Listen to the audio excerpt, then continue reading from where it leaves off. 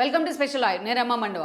ఈరోజు లైవ్లో భాగంగా మనం తీసుకోబోతున్న టాపిక్ ఏంటంటే వల్లభనేని వంశీని ఈరోజు టీడీపీ సర్కార్ వేటాడుతోంది ఒక కేసులో. అది కూడా ఆయన చుట్టూ అనేక కేసులు ఉన్నప్పటికీ పర్టికులర్లీ ఆయన పార్టీ ఆఫీస్ మీద దాడి చేస్తూ పార్టీ ఆఫీస్ని ఆయన అనుచరులతో సహా ఆయన ప్రమేయంతో తగలబెట్టిన తీరు మనకు తెలిసిందే. గన్నవరంలో ఎన్నికల కంటే చాలా ముందు, ఆ దాదాపు చంద్రబాబు నాయుడు అరెస్టుకు ముందు. సో అలాంటి దాన్నే హైలైట్ చేసి అధికారికంగా ఎవిడెన్సెస్ అన్నీ కూడా బయటికి తీసి వంశీ చుట్టూ అష్టదిగ్బంధాన్ని అయితే టీడీపీ ఏర్పాటు చేసింది అనుకోవాలి. ఎలాగో వంశీ తప్పించుకోలేని పరిస్థితి అయితే వచ్చిందనుకోవాలి.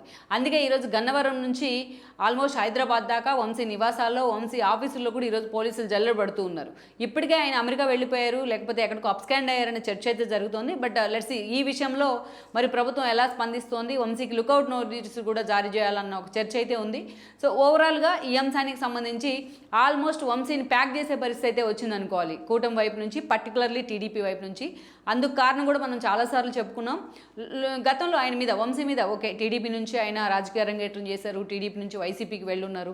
అలా వెళ్ళిన నేతలు చాలామంది ఉన్నారు. ఈవెన్ కొడాలి నాని కావచ్చు, రోజా లాంటి వాళ్ళు చాలామంది ఉన్నారు. కానీ కొడాలి నానిని మించి వంశీ మాట్లాడిన మాటలు మాత్రం చాలాసార్లు, రోజాని మించి వంశీ మాట్లాడిన మాటలు చాలాసార్లు హాట్ టాపిక్ అవుతూ వచ్చాయి. ఈ క్రమంలోనే వంశీ లోకేష్ను, చంద్రబాబు నాయుడును టార్గెట్ చేసింది ఒక ఎత్తు అయితే, బట్ అదే స్థాయిలో వంశీ భువనేశ్వర్ను ఉద్దేశించి మాట్లాడిన మాటలకు మరో ఎత్తుగా చూడాలి. ఎప్పుడు తన సుదీర్ఘ రాజకీయ జీవిత చరిత్రలో ఎమోషన్స్ని ఎప్పుడు కంట్రోల్ చేసుకుంటారు, బయట పెట్టరని పేరున్న చంద్రబాబు నాయుడు తన భార్యని కమెంట్ చేసిన కారణంగా అసెంబ్లీ నుంచి బయటకు వచ్చి మీడియా ముందు వెకిళ్ళు పెట్టే పరిస్థితి. అలా చంద్రబాబు నాయుడు కన్నీళ్లు చూసి నారా నందమూరి కుటుంబాలు కూడా ఆ రోజు ఏకమై దీన్ని ఓవరాల్గా ఖండించారు. బట్ అప్పటి నుంచి లోకేష్ చెప్తూనే వస్తున్నారు. ఈరోజు మనకు పై కనిపించేదంతా కూడా ఓ సంకల్ప సిద్ధి స్కామ్ అనో, లేకపోతే వంశీ చేసిన లోకల్గా చేసిన కొన్ని స్కామ్స్ అనో, లేకపోతే ఈరోజు చూసినట్లయితే అనేక రకాలుగా ఆయన కొన్ని ఇష్యూలు ఇరుకుని ఉన్నారు ఆల్రెడీ. ఆయన ప్రాపర్టీస్కి సంబంధించి కూడా ఆ ఇష్యూస్ టీడీపీ బయటికి తీయాలనుకుంటే చాలా కేసెస్ ఉంటాయి. అలాంటిదే ఈరోజు పార్టీ ఆఫీస్ మీద దాడి చేసిన స్కామ్, పార్టీ ఆఫీస్ని తగిలిబెట్టిన స్కామ్. సో అది చూసినట్లయితే మనం అది యాక్చువల్గా పై కనిపించేది అదొక యాంగిల్. బట్ లోకేష్ మాత్రం ఆ రోజు ముందు నుంచి చెప్తూనే వచ్చారు, తన తల్లిని కమెంట్ చేసిన వాళ్ళని, తన పుట్టుకుని ప్రశ్నించిన వాళ్ళని ఎవరిని కూడా నేను వదిలిపెట్టినంటూ కూడా ఆయన ఎన్నోసార్లు మాట్లాడుతూ వచ్చారు. సో వాళ్ళని ఎట్టి పరిస్థితుల్లో కూడా వదిలిపెట్టినంటూ ఆవేశం సినిమాని కూడా గుర్తు చేశారు. అందులో రాజశేఖర్ విలన్ రామరెడ్డిని అరెస్ట్ చేసి తీసుకెళ్లే తీరును కూడా ఆయన వర్ణించారు, ఇలాగ చేయబోతున్నాం అనేసి. సో దీని వెనుక నిజంగానే లోకేష్ ఫోకస్ పెట్టారా అన్న చర్చ అయితే ఒకటి నడుస్తూ ఉంది రాష్ట్ర రాజకీయాల్లో. సరే, దాని వెనుక లోకేష్ ఉన్నారా, నిజంగానే ప్రభుత్వం లోకేష్ ఉంటే వేరొక విధంగా ఉండేదేమో ఆయన్ని, వంశీని ట్రీట్ చేసే విధానం. బట్ ఈ రోజున చంద్రబాబు నాయుడు ప్రభుత్వం మాత్రం ఏదైతే ఆధారాలతోనే ముందుకెళ్లే ప్రయత్నం అయితే చేస్తోంది.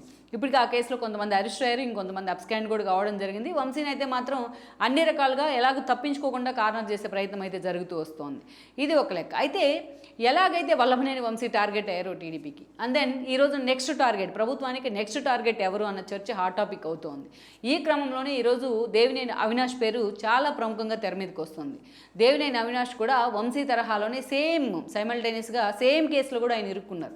అదేంటంటే మంగళగిరిలోని పార్టీ ఆఫీస్ మీద దాడి చేసే ప్రయత్నం చేయడం. అటు వంశీ గన్నవరంలో పార్టీ ఆఫీసుని తగలబెడితే, ఇటు దేవినేని తన అనుచరులతో పాటు తాను కూడా వచ్చి బయట ఏదైతే పార్టీ ఆఫీస్ మీద దాడికి ఆయనే కారణమయ్యారు అనేది టీడీపీ ప్రధాన ఆరోపణ. ఎప్పుడైతే చంద్రబాబు నాయుడు ప్రమాణ స్వీకారం చేస్తున్నారో ఒక నెల రోజులు ఆయన గ్రేస్ పీరియడ్ తీసుకున్న తర్వాత ఇలాంటి ఇష్యూస్ మీద చాలా సీరియస్గా ఫోకస్ పెట్టారు. యాక్చువల్గా అందరూ ఏమనుకున్నారంటే చంద్రబాబు నాయుడు స్కిల్ డెవలప్మెంట్ కేసులో అరెస్ట్ చేసిన అధికారులని ఆయన ఏదైతే పూర్తి స్థాయిలో వాళ్ళని లూప్ హోల్లో పెట్టే ప్రయత్నం చేస్తారనో, లేకపోతే వాళ్ళ మీద గ్లెడ్జ్ తీసుకుంటారనో చాలా చర్చ జరిగింది. బట్ చంద్రబాబు నాయుడు అలాంటి వాటికి వేటికి కూడా ప్రాధాన్యత ఇవ్వలేదు. లేకపోతే ఏ కొడాలి నానినో, ఏ రోజా లాంటి వాళ్ళు తను సీరియస్గా టార్గెట్ చేసిన తీరు కానీ, తన ఫ్యామిలీని టార్గెట్ చేసిన తీరు మీద చంద్రబాబు నాయుడు ఫోకస్ పెడతారు. ఏదో ఒక కేసులో వాళ్ళు ఇరుక్కోవడం ఖాయమనే ప్రచారం కూడా జరిగింది. కానీ చంద్రబాబు నాయుడు ఎక్కడా కూడా అంత సీరియస్గా దాని మీద ఫోకస్ పెట్టలేదు. ఇక ద్వారంపూడి లాంటి వాళ్ళ మీద, పెద్దిరెడ్డి లాంటి వాళ్ళు చేసిన అరాచకాల మీద చర్చ జరుగుతూనే వస్తుంది. వాళ్ళకి అరెస్టు తప్పదన్న కొన్ని సంకేతాలు కూడా వస్తున్నాయి. కానీ వీటన్నిటికంటే ముందుగా చంద్రబాబు నాయుడు చాలా సీరియస్గా ఫోకస్ పెట్టిన అంశం ఏంటంటే పార్టీ ఆఫీసుల మీద దాడి, అండ్ దెన్ పార్టీ ఆఫీసుల మీద తగలబెడదాం. దాన్ని చాలా సెంటిమెంట్గా తీసుకుంది అనుకోవాలి టీడీపీ. ఎందుకంటే ఎప్పుడు కూడా టీడీపీ ఆఫీస్కి వెళ్ళినా, టీడీపీ పార్టీ ఆఫీసులో ఎక్కడైనా సరే ఏదైతే పార్టీ ఆఫీస్ను ఒక దేవాలయంగా వాళ్ళు భావిస్తూ ఉంటామంటూ కూడా బోర్డులు పెట్టుకుంటూ ఉంటారు. సో అలా ఎన్టీఆర్ స్థాపించిన టీడీపీ అది, ఎన్టీఆర్ ఎజెండాతో ముందుకు వచ్చిన పార్టీ అది. సో అలా టీడీపీ ఆఫీస్ అంటేనే ఒక దేవాలయంగా వాళ్ళు భావిస్తారు. అలాంటి పార్టీ ఆఫీస్ని తగలబెట్టే ప్రయత్నం చేయడం ఒక ఎత్తు అయితే, వంశీ లాంటి వాళ్ళు అలాంటి పార్టీ ఆఫీస్ మీద దాడి చేయడం అది కూడా భయంకరంగా, మంగళగిరిలో సెంట్రల్ ఆఫీస్ మీద దాడి చేయడం మరొక ఎత్తు అన్నట్టుగా టీడీపీ చూస్తూ వచ్చింది. ఎప్పుడైతే మంగళగిరిలో పట్టాభి లాంటి వాళ్ళు మీడియా మీట్లో భాగంగా జగన్మోహన్ రెడ్డి ఉద్దేశించి కొన్ని కమెంట్స్ చేయడం, దానికి జగన్మోహన్ రెడ్డి విపరీతార్థాలు చెప్పే ప్రయత్నం చేయడం, ఈ క్రమంలోనే పట్టాభి దాడి చేస్తుంటే పట్టాభి మీద చాలాసార్లు దాడి చేశారు వాళ్ళు, పట్టాభి మాటలకి కౌంటర్గా. బట్ అదే స్థాయిలో పార్టీ ఆఫీస్ మీద ఏకంగా దాడికే వచ్చిన పరిస్థితి ఉంది. అక్కడ ఎంప్లాయీస్ గాయపడ్డారు చాలా సీరియస్గా. పార్టీ ఆఫీస్ని పగలగొట్టే ప్రయత్నం అయితే జరిగింది. చాలా ఆ విజువల్స్ బయటకు వస్తే ఆ విజువల్స్ చూసిన వాళ్ళు కూడా ఆశ్చర్యపోయిన పరిస్థితి, ఈవెన్ కొంతమంది వైసీపీ నేతలు కూడా. అది కూడా మెయిన్ హైవే మీద, విజయవాడ టు చెన్నై హైవే మీద ఆ స్థాయిలో ఒక దారుణం జరిగింది. మనం చూసినట్లయితే ఆ విజువల్స్ చూసిన వాళ్ళు ఎవరికి కూడా ఇది మనుషులుగా పుట్టిన వాళ్ళు ఎవరు చేసే చర్య కాదు అని కూడా మనం అనుకుంటాం. ఆ స్థాయిలో ఆ విజువల్స్, రాడ్లు పట్టుకొని లోపలికి రావడం కానీ, అడ్డొచ్చిన ఎంప్లాయీస్ మీద తలలు పగలగొడతాం, ఇదంతా జరుగుతూ వచ్చింది ఆ రోజున. సో చాలామంది లేడీస్ లేరు ఆ టైంలో, లేకపోతే వాళ్ళు కూడా చాలామంది అదే స్థాయిలో దానికి బలయ్యేవాళ్ళు కూడా ఆ సంఘటనకి. అందుకే అది గుర్తుండాలి. జగన్మోహన్ రెడ్డికి పాలన ఎలా ఉంది, జగన్మోహన్ రెడ్డి పాలన విధ్వంసం ఎలా ఉంటుంది అనడానికి గుర్తుగా ఆ పార్టీ ఆఫీస్లో జరిగిన విధ్వంసాన్ని అందరికి కళ్ళకు కట్టే ప్రయత్నం చేస్తూ, కార్యకర్తలు ఎవరొచ్చినా ఆ విధ్వంసాన్ని చూసి ఇలా జరిగిందా మాకు అనుకునేలా చంద్రబాబు నాయుడు అది ఎక్కడ కూడా రిపేర్ చేయించడానికి కూడా ఆయన ఇష్టపడలేదు. ఎన్టీఆర్ మధ్యలో ఆయన పార్టీ ఆఫీస్లోకి మనం ఎంటర్ అవడంతోనే పెద్దది ఎన్టీఆర్ స్టాచ్యూ ఉంటుంది మంగళగిరి పార్టీ ఆఫీస్లో. ఆ స్టాచ్యూని చుట్టూ కవర్ చేస్తూ గ్లాస్ డోర్స్ ఉంటే అవి కూడా బద్దలైపోయిన పరిస్థితి. ఆ ఇష్యూని దాన్ని అలాగే ఉంచే ప్రయత్నం చేశారు ఆయన. అక్కడ కూర్చొని నిరసన కూడా తెలిపారు చంద్రబాబు నాయుడు దాదాపు ఒక రోజంతా. సో అది అంత సెంటిమెంట్గా పార్టీ ఆఫీసు మీద దాడిని చంద్రబాబు నాయుడు తీసుకున్నారని అనుకోవాలి. అందుకే ఈరోజు వంశీ మీద అన్ని కేసులున్నా కేవలం పార్టీ ఆఫీస్ని తగలబెడతాను, గన్నవరంలో టీడీపీ ఆఫీస్ని తగలబెడతాను మాత్రమే చాలా సీరియస్గా తీసుకున్నారు.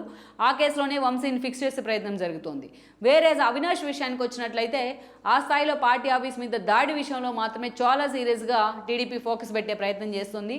వంశీ ఎలాగైతే ఎట్టి పరిస్థితుల్లో తప్పించుకోలేరనే చర్చ జరుగుతుందో సేమ్ అవినాష్ విషయంలో కూడా అలాంటి చర్చ జరుగుతోంది. అయితే ఇక్కడ అవినాష్ గురించి ఆ స్థాయిలో అవినాష్ రెచ్చిపోవడానికి కారణం ఏంటనేది కూడా మనం హైలైట్ చేసుకోవాలి. గతంలో మనం చూసినట్లయితే అసలు దేవినేని రాజశేఖర్ అలియాస్ నెహ్రూ, ఆయన రాజకీయ జీవితమే టీడీపీ నుంచి స్టార్ట్ అయింది.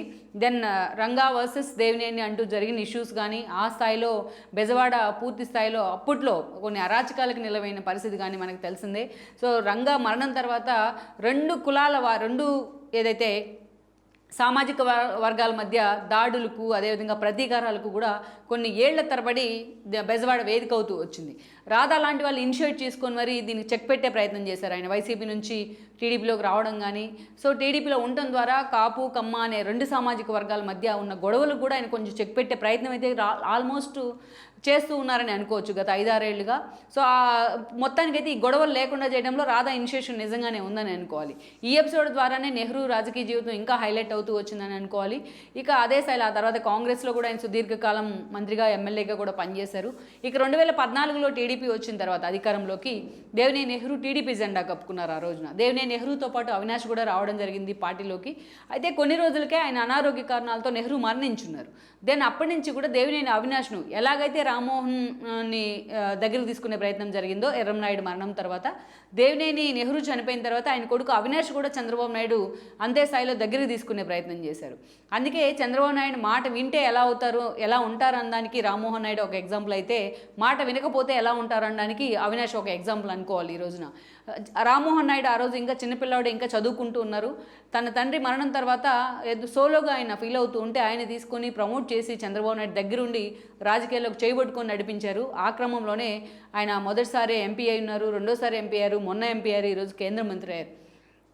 అదే దేవినేని అవినాష్ని ఇంకా ఎక్కువగానే ప్యాంపర్ చేశారు చంద్రబాబు నాయుడు. ఎందుకంటే నెహ్రూతో అప్పట్లో ఉన్న సంబంధాలు కానీ, సన్నిహిత సంబంధాలు ఆ స్థాయిలో ఉండేటివి చంద్రబాబు నాయుడుకు.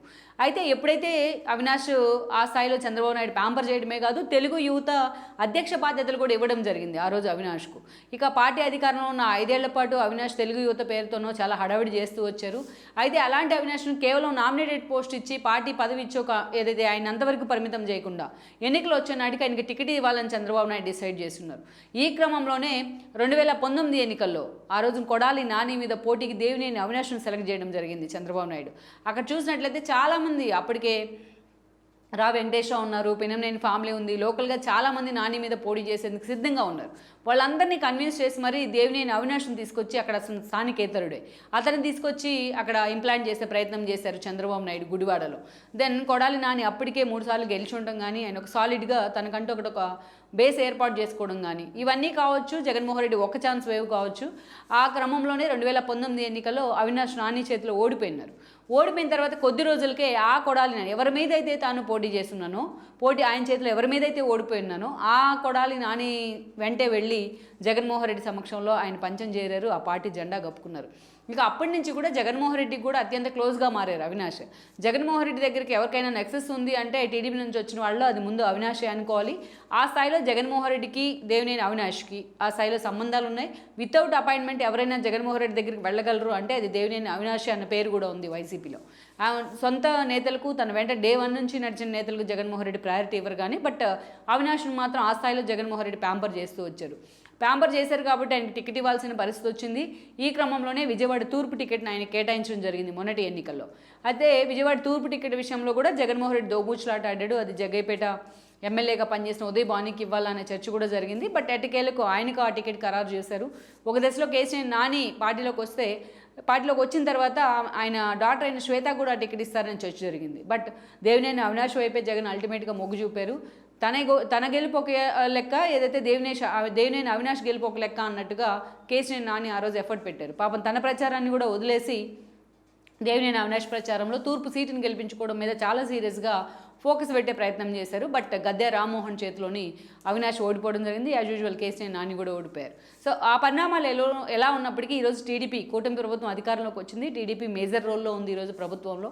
ఇలాంటి సిచ్యువేషన్లో ఫస్ట్గా టీడీపీ టార్గెట్ చేసింది ఎవరిని అంటే దేవినేని అవినాష్ని అనుకోవాలి. సో అనేక రకాలుగా వీళ్ళ మీద ఇష్యూస్ ఉన్నప్పటికీ, వీళ్ళ స్కామ్స్ అనేక రకాలుగా ఉన్నప్పటికీ పార్టీ ఆఫీస్ మీద ఎప్పుడైతే తాము దేవాలయంగా తాము ఒక టెంపుల్గా భావించే పార్టీ ఆఫీస్ మీద దాడులు జరగడానికి మాత్రం చాలా సీరియస్గా చంద్రబాబు నాయుడు తీసుకున్నారని అనుకోవాలి.